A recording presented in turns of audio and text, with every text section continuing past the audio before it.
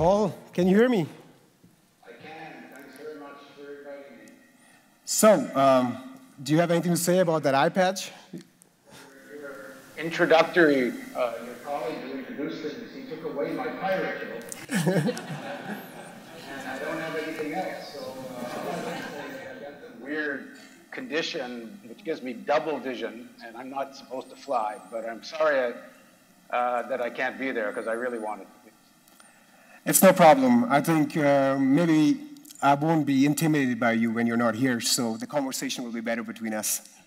I'm hoping my eye patch serves the same function.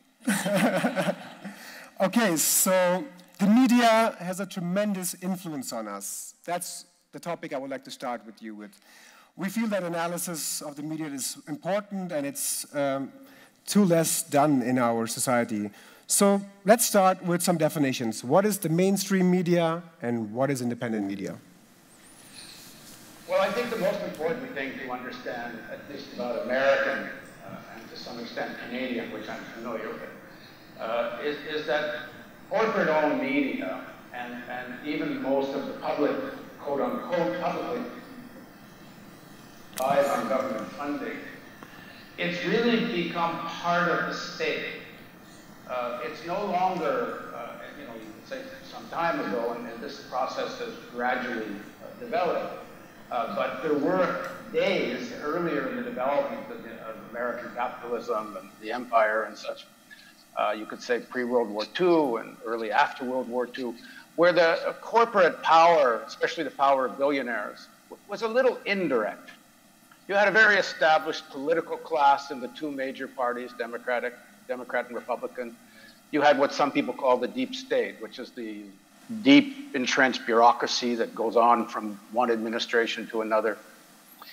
And then you had the power of the billionaires and the power of corporations, half a step removed. Of course, they had enormous influence. And through bribery, through funding campaigns, through giving politicians and chief bureaucrats, especially you could say generals in the Pentagon, cushy jobs once they retired. They call it the revolving door. It was a somewhat indirect pressure on how the state was run. Things have changed, at least in the United States, in the last few years. Of course, the Supreme Court decision, Citizens United, that people are familiar with, facilitated the process, which allowed unrestricted donations by corporations and trade unions, but it's clearly rich individuals and corporations that really have the money.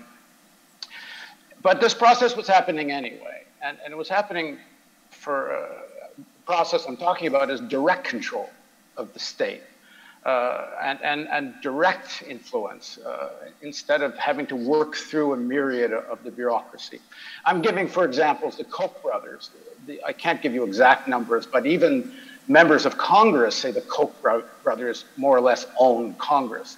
They spent reportedly something in the realm of $600 to $800 million in this last election, just influencing congressional elections and some down ballot elections like at state legislatures and such. And they've been fabulously successful. They control the majority of state legislatures now, the majority of governors. So apply this to the media. You get the media now. The ownership of the media is, on the whole, the same sets of billionaires in one formation or another. Mainstream media, because of the direct control now, or I should say far less indirect, more direct control by billionaires and corporations over the state. And you can see, and I can get into this later, the Trump presidency is the most extreme example of how billionaires are directly controlling the state. The same thing is true for corporate media. As the Democratic and Republican Party are now integrated into the state itself, so is corporate media. And so I don't use the word mainstream media. I use the word corporate media, although one can include to a large extent public broadcasting that's dependent on corporate media. So they won't cover things that the state doesn't want them to cover. And I can give you some, if you ask me, I'll give you some concrete examples. Let's touch on that in a bit, but people consume news almost every day, whether it's a headline on Facebook or now in Munich, I think they have in the subways these screens where they're repeating news all the time, or at 8 p.m. When the main channels broadcast. We talk a lot about what the mainstream or corporate media, as you call it, do wrong. But what is the responsibility of the reader and the viewer? What should he or she take into consideration when consuming news?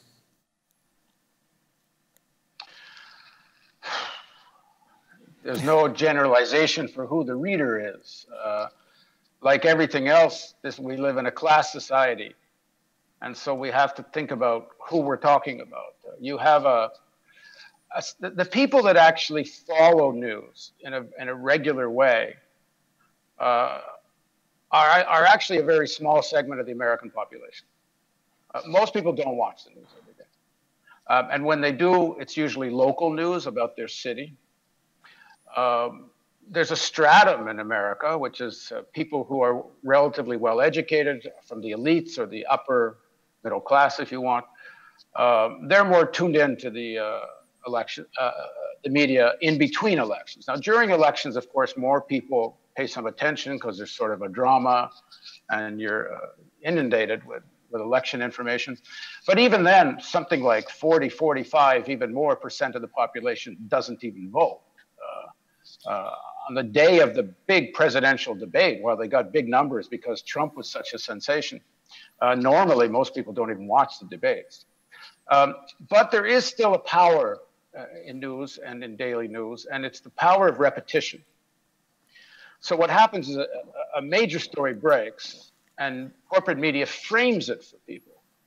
So Putin's the bad guy, America's the good guy. I mean, you can go through any number of stories. It's that repetition every day, the same way they sell soap, that makes it so powerful, which is why we're trying to develop a daily opposition to that.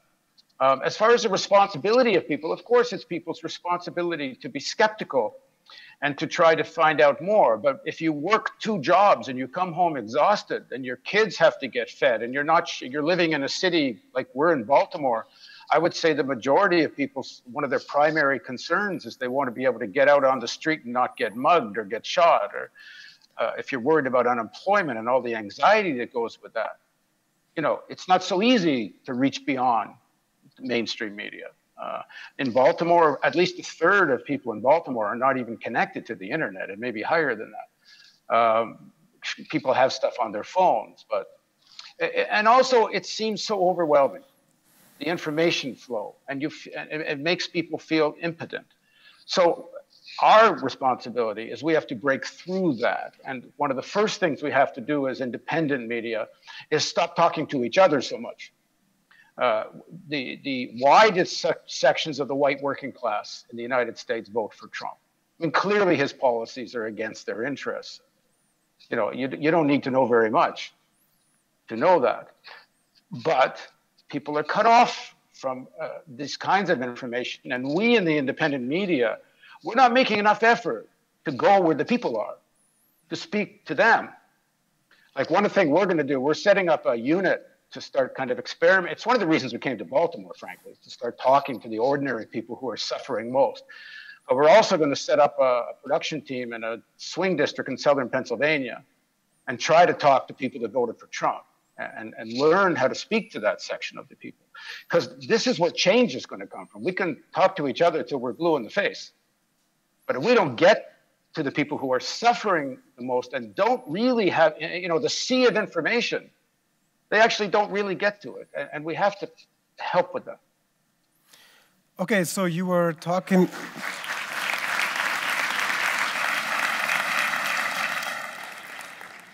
So there are a number of ways in how information can be distorted. It's not just always a straight-up lie.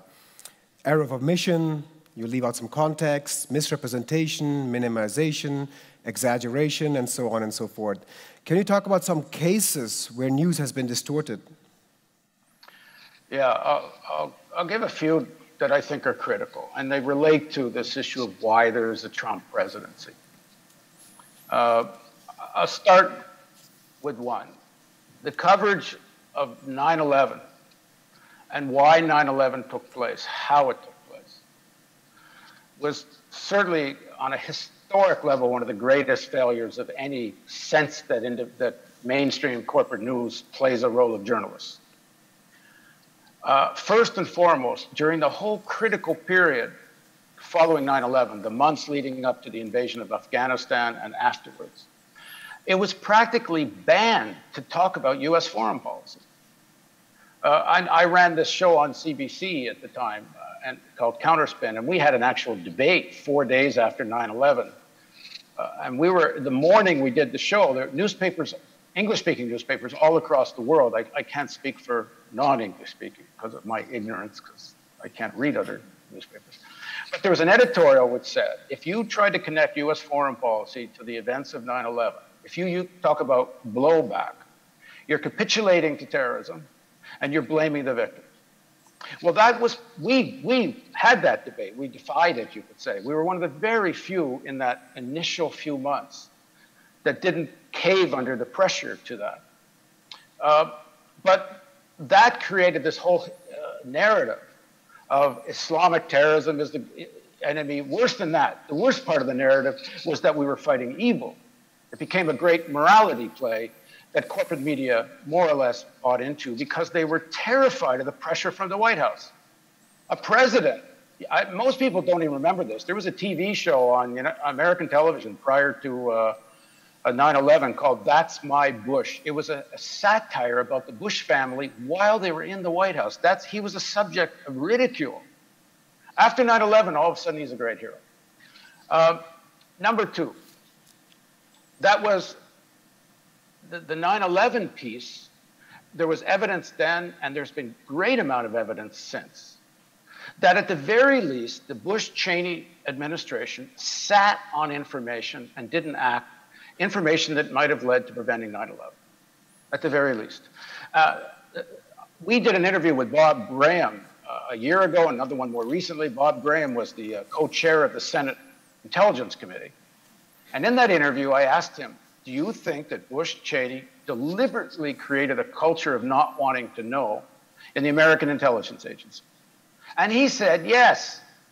He said, if all the players on a football field are running in the same direction, there has to be a head coach.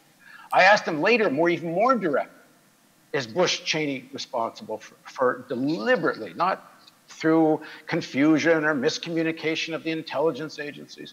And if people want to look into this or look at our interviews, there's any number, at least 8, 9, 10 concrete pieces of intelligence, if acted on, would have prevented 9/11. Anyway, corporate media, no reporting. We, after interviewing Bob Graham, sent an email message to all the major news organizations in the United States, giving them free access to our interview with Bob Graham. This is a serious guy, the co-chair of the Senate Intelligence Committee means he's an insider in American intelligence. Not a single news organization responded. So if they had gone after 9/11 with any seriousness, and who knows if there'd be a Republican Party now. Number three, the Iraq War. I'll do this quickly. The Iraq War was clearly illegal. The mainstream media any journalism worth any kind of journalistic salt would have pursued that. This is an illegal war, which means it's a war crime, which means when President Obama is elected, he should have investigated Bush-Cheney for war crimes, and frankly, for the 9/11. What would be left of the Republican Party if he had done that? I'll quickly do two more if you want. We are running out of time. I have to move on with the next question. Let me do it very fast. All right, I'll give you. Okay. The financial meltdown, the power of finance, the extent to which how parasitical capital has become, and the power over politics. You cannot cover the events of 07, 08 crash, the Wall Street Obama team that saved it and who they saved it for. You cannot talk about all this without dealing with that. And corporate media simply didn't deal with the power of finance in a serious way. And of course, the most important thing, this is why I insist on continuing, is climate change.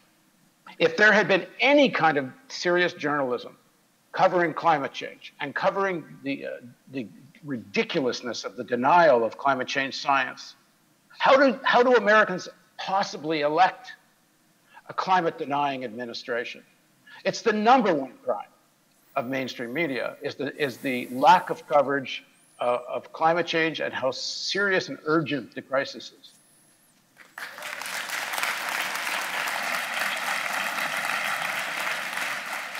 So we've got under 5 minutes left. I would like to talk to you, and make that quick, please, about the way the mainstream media covered the election cycle. I'm talking about the campaigns of Hillary Clinton and the election of Donald Trump. Of course, the main thing they did wrong was not cover the things I just talked about. Yes, they gave Trump a lot of free media, but everyone... Do they have a role in Trump's election? Yeah, of course. I mean, they gave him an enormous amount of free media by covering his buffoonery, and instead of covering any of the most outrageous issue, his climate denial.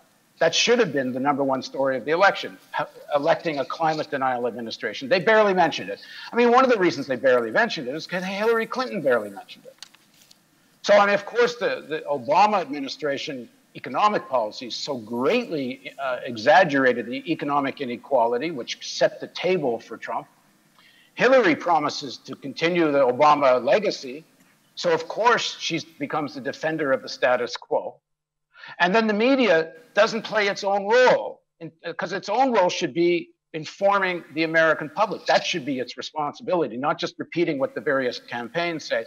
But the American media, they get more than $6 billion in political advertising. It's in their interest to have a horse race and to cover the horse race. And frankly, they don't give a damn about the actual fate of their people or the world. You know, the coverage I mean, everyone understands how bad the coverage is. So I have a question from the public. Do you have plans of expanding your community center format to other cities beyond Baltimore, including New York City? Yeah, definitely. Baltimore is a pilot project. We hope it becomes self-funding. Any place there's a group of people that want to start establishing a local real news chapter, we want to work with them and try to start the seeding. And of course, it comes back to money. We are a professional news organization. You can do a certain amount with volunteers, but you really need, for professionals, you have to pay salaries, and you need to be able to do this, you know, day and day and night and day. The second thing I really want to stress is we're trying to create a global climate change bureau. So, you know, and before getting to the whole community model, we could start at least having journalists in cities, I hope, all around the world. There is nothing more important right now than framing everything from within the framework of what's happening to the planet and the climate. We're being told that in 2050, we will hit 2 degrees if every country lives up to its pledge at Paris. Well, that was said before Trump. So now it's clear the United States is not going to fulfill any of its pledge. It's going in the other direction. So we could be looking at 2 degrees, what, in 2040, 2035? I mean, it's around the corner. This is not some future event. We are living in the most decisive days of human civilization. I don't think it's an exaggeration. So we've better get all our heads around framing everything we're talking about within the issue of saving the planet. And we know that means to change who has power. We know that means to change how wealth is dealt with. But it's a complicated issue, what kind of forces one can unite within this. And we better be careful how we talk about it, because we need the broadest front possible to affect this kind of change. Okay, founder of the Real News Network, thank you for joining us today.